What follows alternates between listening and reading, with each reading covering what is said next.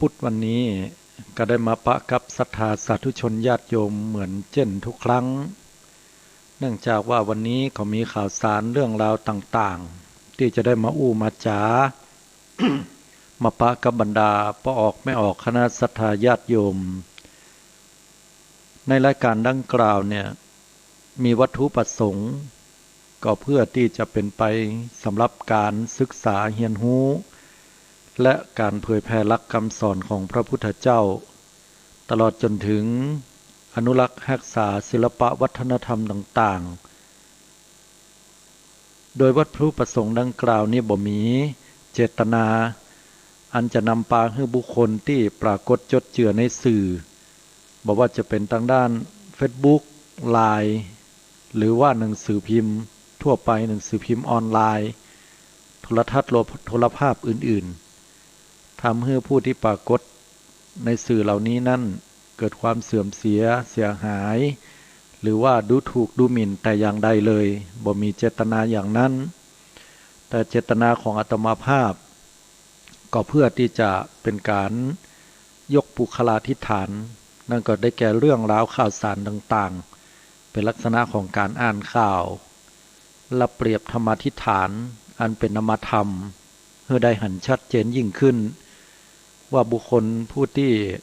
ปรากฏจดเจือในข่าวนั้นขาดคุณธรรมข้อไหน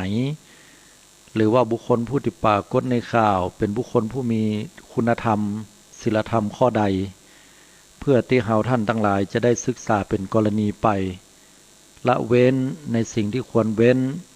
ปฏิบัติตามในสิ่งที่ควรปฏิบัติตามอันนี้คือวัตถุประสงค์แห่งการจัดรายการมองข่าวสารผ่านแสงธรรมสาธุชนญาติโยมทุกท่านในค่ำคืนนี้ก็คงจะติดตามรับฟังข่าวสารแล้วก็มาพอกันในเรื่องของที่กำลังเป็นข่าวที่เราจะต้องติดตามแม้ว่าเราเองนั้นจะบ่มีความชื่นชอบหรือว่าบ่ใครให้เข้าใกล้เราก็ตามแต่ญาติโยมต่างๆแต่ว่าสิ่งเหล่านี้มันเป็นสิ่งที่ใกล้ตัวเราเข้ามาละแน่นอนที่อู้อยู่เนี้ยก็คือเรื่องราวของโรคระบาดโรคระบาดที่เกิดขึ้นในสังคมไทยในสังคมล้านนาคนเมืองของเฮาโดยและมันเป็นโรคระบาดที่เกี่ยวกับเรื่องของลมหายใจโดยเฉพาะฉะนั้นแล้วจะต้องระมัดระวังโดยข่าวสารดังกล่าวนี้ก็ที่อู้ถึงนี่ก็คือเรื่องของโรคระบาดโควิด -19 จากหนังสือพิมพ์ในวันนี้ที่ยิบยกออกมานี่ก็เป็นหนังสือพิมพ์ไทยรัฐออนไลน์ที่ได้หยิบยกขึ้นมากล่าวในวันนี้ก็เป็นเรื่องราวเฝ้าดูสถานการณ์ของโรคโควิด -19 ข้อมูลล่าสุดของวันที่28เมษายนพุทธศักราช2564ก็คือวันนี้จากสถิติที่เฝ้าระวังหรือว่าเฝ้าพออยู่เนี่ยวันนี้วันนี้เนี่ยมีผู้ติดเชื้อตลอดทั้งประเทศมีทั้งหมด2,012 คนสูงสุดเป็นประวัติการละเป็นฟังพอนี้ก่อนหน้าสะดุ้งตกใจญาติโยมทั้งหลายมันเป็นอย่างที่กำลังขึ้นกราฟขึ้นคนติดกันนักรายใหม่วันนี้2,012 คนก็ถือว่ารายสะสมของเฮาเนี่ยในประเทศไทยตั้งแต่เริ่มต้นเมื่อปีแล้วปีซืนมาก่อนเนี่ยนะก็รวมแล้วณวันนี้นะก็มีอยู่ 61,699 คนอันนี้หมายถึงว่าตั้งแต่เริ่มต้นที่ประเทศไทยเป็นมาเนี่ยนะแล้วก็รักษาหายไปแล้ว 34,402 รายนะกำลังรักษาอยู่ 27,119 รายและเสียชีวิตไปแล้ว178 รายด้วยกันเป็นอันดับที่105ของโลกนะ แล้ววันนี้ก็มีผู้ติดเชื้อกันไปนะแต่ละที่กรุงเทพมหานครก็นักเหลือเปิ้นก็ต้องระมัดระวังอย่างที่หมอเปิ้นได้แนะนำไว้เนาะเป็นเรื่องที่เราจะต้องเฝ้าระวังเป็นอย่างนักและเป็นเรื่องที่น่าเศร้าที่สุดว่าในวันนี้มีผู้ที่ตายเพิ่มมาแหม15 รายด้วยกันนะเนื่องจากว่าสุขภาพร่างกายก็บ่ค่อยดีนะแล้วก็รวมถึงอาจจะมีโรคภัยไข้เจ็บประจำตัวอันนี้ก็ตั้งข่าวสดออนไลน์นะฮะก็ได้กล่าวไว้นะทั้งข่าวสดออนไลน์ฉบับวันที่28 เมษายนพุทธศักราช 2564 เวลา 9:32 นาทีวันนี้ด่วนปุ้งประยุทธ์วันนี้ไทยติดโควิดแฮม 2,012 รายตายเพิ่ม15 รายยอดสะสมตั้งแต่เดือนเมษายนมีคนเสียชีวิตแล้ว84 รายจับตาสบคแถลงรายละเอียดเมื่อวันที่28 เมษายนพุทธศักราช 2564 สถานการณ์การแพร่ระบาดของโรคติดเชื้อไวรัสโคโรนา 2019 หรือโควิด -19 ในประเทศไทยก็ยังคงอยู่ในขั้นวิกฤตล่าสุดกรมควบคุมโรคกระทรวงสาธารณสุขหรือว่าสธรายงานคนที่ติดเชื้อโควิด -19 รายใหม่แห่ง 2,012 ราย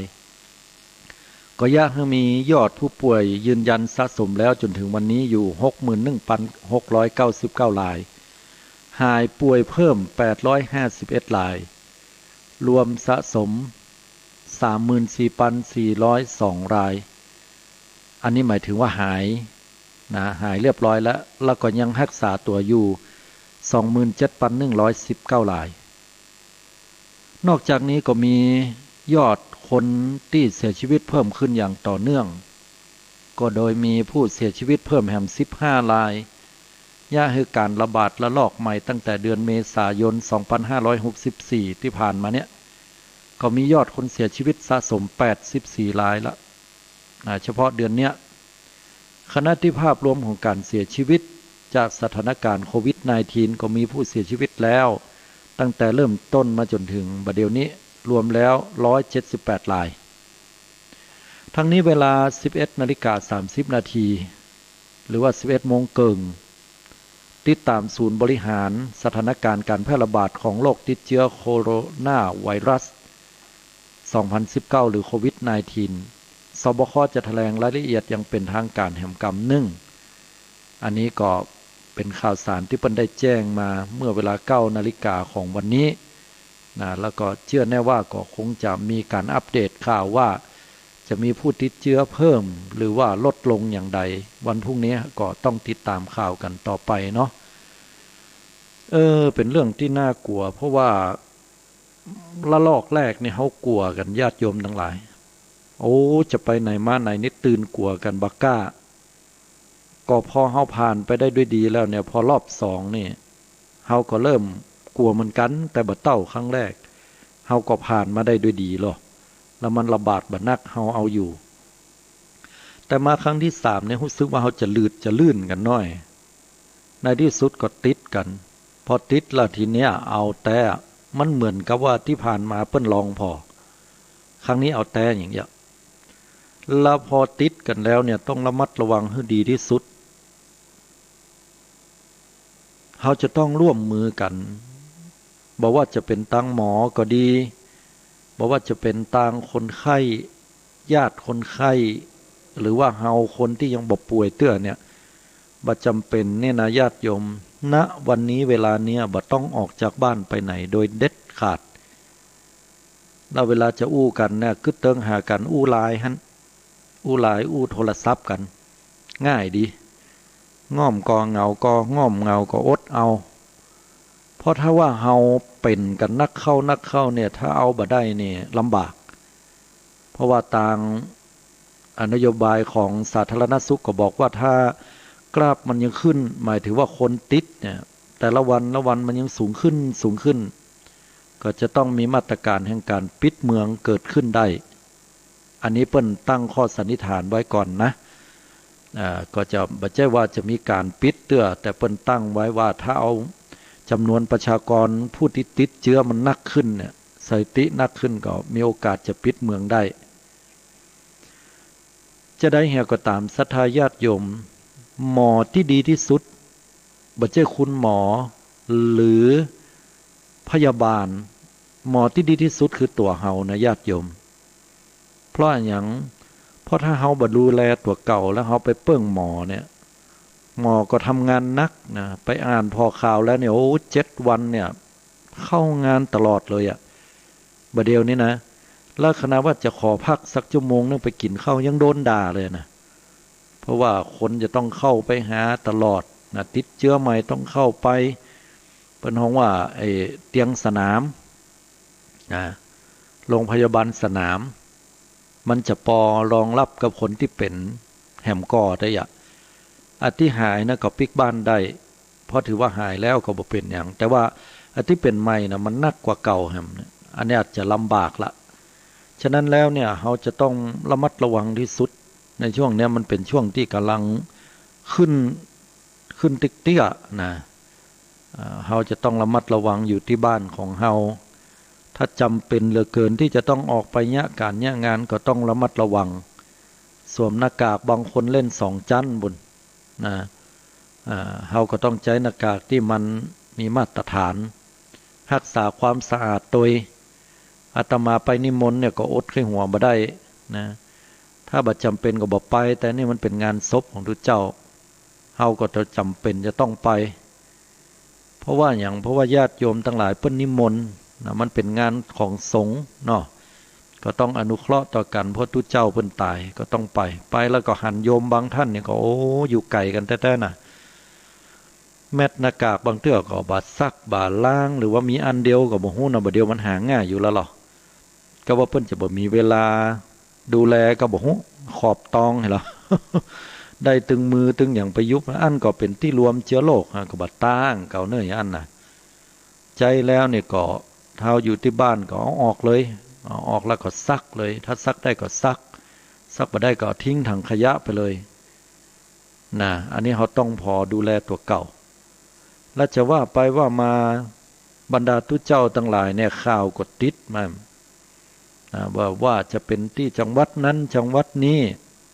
ข่าวที่แชร์ออกมาตั้งเชียงใหม่กับหันละปูนหำอีน่ะจะแท้ทิศจริงแค่ไหนอย่างใดเนี่ยก็ต้องมีการยืนยันแห่งกรรมที่นี้ญาติโยมทุกท่าน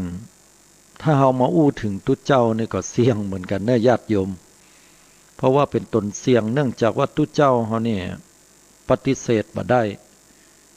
ห้ามโยมมาทำบุญห้ามโยมมาทำอย่างนั้นอย่างนี้มันบ่ได้โยมอาตมาก็อยากจะบอกให้โยมเพิ่นหยุดยั้งเฮาทำบ่ได้เพราะเนื่องจากว่ามันเป็นขวัญกำลังใจของญาติโยมเหมือนกันนะฉะนั้นก็ต้องมันมีแนวทางนั่นก็คือว่าการที่เราจะทำบุญก็ต้องบ่เกินกี่คน2 คนเข้าไปแล้วก็ต้องเว้นระยะห่างอย่างนี้เป็นต้นมันก็ปลอดภัยได้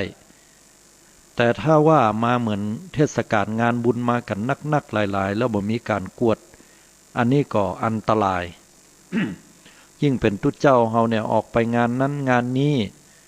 ไปบางเตื้อเฮาอาจจะปิดหูดังชัดเดียแต่บางเตื้อบางตนนี่เปิ้นก็บ่เข้าใจเอามือไปสัมผัสหั่นสัมผัสนี่จินั่นจินี้ก็เอามาสู่สีตาก็ติดได้เหมือนกันนะญาติโยมทั้งหลายเตื้อก็อนามัยมันบ่เหมือนกันเนาะบ่ล้างมืออย่างเงี้ยมีโอกาสที่จะติดเชื้อได้ง่ายเหมือนกันฉะนั้นก็ต้องระมัดระวังสุขอนามัยกันให้ดีที่สุดมีโอกาสเป็นไปได้มันบ่ใช่เลือกหรอกโควิดเนี่ยอินดูทุเจ้าเปิ้นตนบุญตนเมตตาบ่ต้องเป็นนะอันนี้ก็ไปเดือดร้อนอย่างอาตมาก็จะไปนิมนต์ติ๊กๆล้อกับเนี้ยแมสหน้ากากก็บ่ใส่ก็แต่มันเป็นไปบ่ได้โยมโลกมันบ่จะได้เลือกว่าจะให้คนนี้เป็นคนนี้บ่เป็นบ่ใจมันบ่ได้บอกว่าคนนี้เป็นคนที่ทุกข์ยากเข็ญใจสตางค์บ่มีคนนี้เพิ่นอยู่คนเดียวคนนี้เพิ่นลำบากคนนี้เพิ่นร่ำรวยคนนี้เพิ่นเป็นอย่างนั้นอย่างนี้ไม่ยิงเพิ่นจะเป็นหมดมีโอกาสเป็นไปได้ฉะนั้นเราก็ต้องระมัดระวังแล้วก็ จะไปกึดโคดเกลียดกันเวลาเปิ้นฮื้ออยู่ไกลๆกันก็ดีหรือว่าบางคนเปิ้นอาจจะบ่ค่อยปะกันเตื้อให้เฮาเข้าใจซึ่งกันและกันอันนี้ต้องสำคัญไว้ถ้าบ่ยังอั้นแล้วญาติโยมทั้งหลายเฮาปล่อยปะละเลยทีเนี้ยญาติโยมทั้งหลายมันจะลุกลามใหญ่ไปติ๊กๆใหญ่เข้าใหญ่เข้าใหญ่เข้าทีเนี้ยจะเป็นปัญหาละเหมือนกับประเดี๋ยวนี้จากสถิติที่อาตมาได้อู้มาเจ้าเนี่ยเนาะอู้ธรรมะในยามเมื่อเจ้านี่ก็จะหันว่าประเทศหนึ่งนั่นก็คือประเทศอินเดียนะทำลายสถิติสูงสุดของผู้ติดโคโรนาไวรัสเข้าไปละในแต่ละวันเนี่ยนะโอ้เป็นสายพันธุ์ใหม่ตัวน่ากลัวกว่าของไทยเฮาหลายเต้าด้วยตายกันเป็นเบื่อญาติโยมทั้งหลายอันนี้จากหนังสือพิมพ์ไทยรัฐออนไลน์ที่ผ่านมาฉบับวันที่25 เมษายน 2564ที่ยิบเอามาอู้นะก็เพราะว่าจะได้รู้จักสายพันธุ์นี้ว่ามันเป็นสายพันธุ์อย่างเนาะในวันนั้นนี่เปิ้นได้ลงหนังสือพิมพ์ไว้บอกว่าวันคนตายเป็นใบไม้ร่วงรู้จักโควิดสุดท้ายสายพันธุ์เบงกอลในอินเดียสายพันธุ์เบงกอลเนี่ยมันเป็นอย่างไรนะ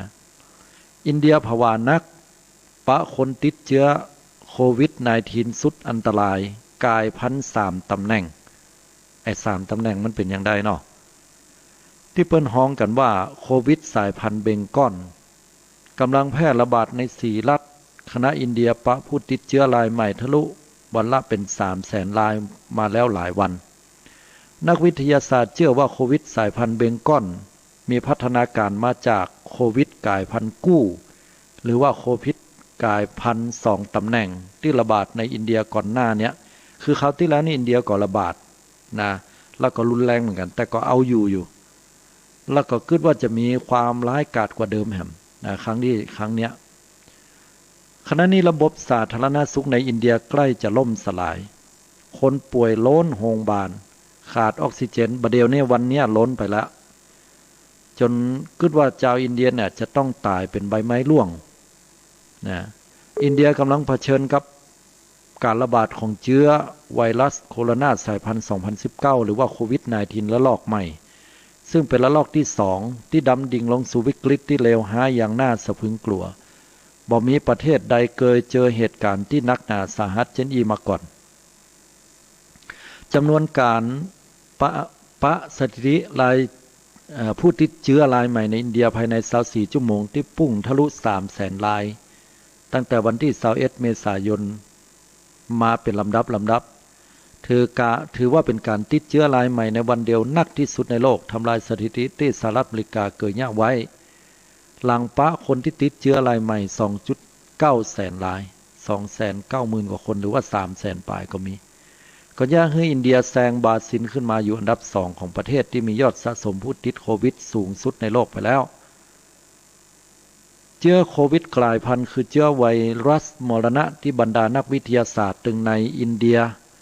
ตลอดจนถึงประเทศชั้นนำและก็องค์การอนามัยโลก WHO ก็ได้สันนิษฐานว่าจะเป็นตัวการที่ย่าให้เกิดการระบาดของโรคโควิดในอินเดียอย่างรุนแรงชนิดที่ว่าบ่เคยหันมาก่อนหลังจากอินเดียเคยคนติดเชื้อรายใหม่ในวันเดียวระหว่างการระบาดรอบแรกสูงสุดในเดือนกันยายน 2563 ที่ผ่านมาเพียงแต่ว่าจากที่นักวิทยาศาสตร์เคยมีความหวั่นวิตกว่าเชื้อโควิดกลายพันธุ์กู้หรือว่าโควิดกลายพันธุ์2 ตำแหน่งที่ปะในอินเดียก่อนหน้านี้คือตัวการสำคัญของเชื้อโควิดสายพันธุ์หลักที่ย่าให้เกิดการระบาดอย่างรวดเร็วในขณะนี้เมื่อมาถึงในวันนี้ระยะเวลาบ่เมินบ่นาน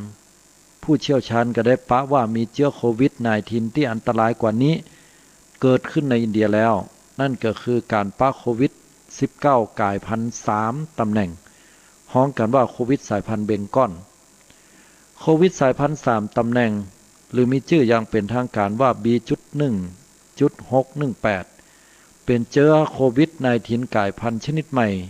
ที่ถูกค้นปะครั้งแรกในรัฐเบงกอลตะวันตกตั้งอยู่ทางที่ตะวันออกของประเทศอินเดียก่อนย่าให้มีการฮ้องชื่อโควิด -19 สายพันธุ์นี้ไว้ใหม่ว่าโควิดสายพันธุ์เบงกอล ขณะนี้บรรดาผู้เชี่ยวชาญนะก็ด้วยความวิตกกังวลว่าเชื้อสายพันธุ์ใหม่เบงกอลเนี่ยคือเชื้อสายพันธุ์ลักที่กำลังระบาดอยู่ในรัฐเบงกอลตะวันตกแดนที่ติดเชื้อ